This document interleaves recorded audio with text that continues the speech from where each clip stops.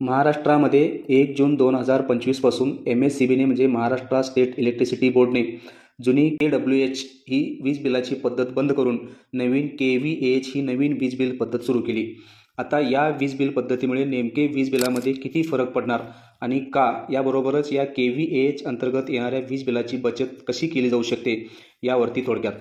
आता हे KVAH नेमके कोणाला लागू आहे, या KVAH वीज बिल पद्धतीचा नेमका परिणाम कोणावर होणार यावरती असलेला आमचा डिटेल व्हिडिओ आणि त्या व्हिडिओचा लिंक या व्हिडिओच्या डिस्क्रिप्शनमध्ये दिला आहे।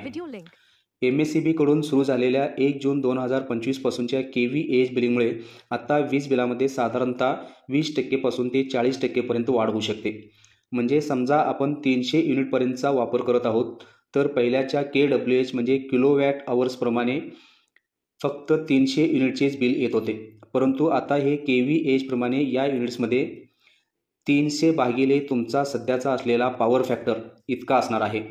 उदाहरणार्थ समजा आपला पॉवर फॅक्टर 0.8 आहे तर वीज बिल 300 युनिट एकूण वापर भागिले 0.8 तुमचा पॉवर फॅक्टर बरोबर 375 युनिट प्रमाणे वीज बिल येणार। पॉवर फॅक्टर हा फक्त कॅपॅसिटर आणि कॅपॅसिटिव्ह किंवा इंडक्टिव्ह लोडमुळेच कमी किंवा जास्त होतो।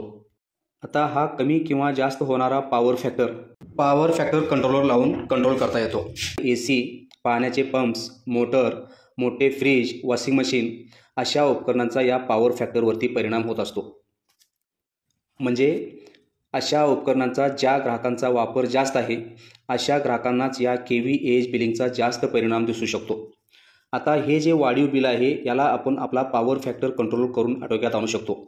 हे पॉवर फॅक्टर कंट्रोल करण्यासाठी नॉर्मल पॉवर फॅक्टर कंट्रोलर न लावता APFC म्हणजे ऑटोमॅटिक पॉवर फॅक्टर कंट्रोलर लावणे जास्त गरजेचे असते। दोन्ही पॉवर फॅक्टर कंट्रोलरमध्ये कॅपॅसिटर बँकच असले तरी दोन्हीच्या वर्किंग प्रिन्सिपलमध्ये फरक आहे। नॉर्मल पॉवर फॅक्टर कंट्रोलरमधील कॅपॅसिटर बँक्सना लोडच्या गरजेनुसार मॅन्युअली कमी किंवा जास्त करावे लागते। यामुळे एक्सेसिव्ह किंवा कमी रिॲक्टिव्ह पॉवर जनरेट होऊ शकतो। त्यामुळे इथे जर आपण APFC पॉवर फॅक्टर कंट्रोलर लावला तर सर्किटच्या गरजेनुसार ऑटोमॅटिक कॅपॅसिटर बँक कमी किंवा जास्त होत असते, जेणेकरून एक्सेस किंवा कमी रिॲक्टिव्ह पॉवर जनरेट होणार नाही। परिणामी आपला जो पॉवर फॅक्टर आहे तो युनिटी म्हणजे 1च्या जवळपास मेंटेन होण्यास मदत होतो।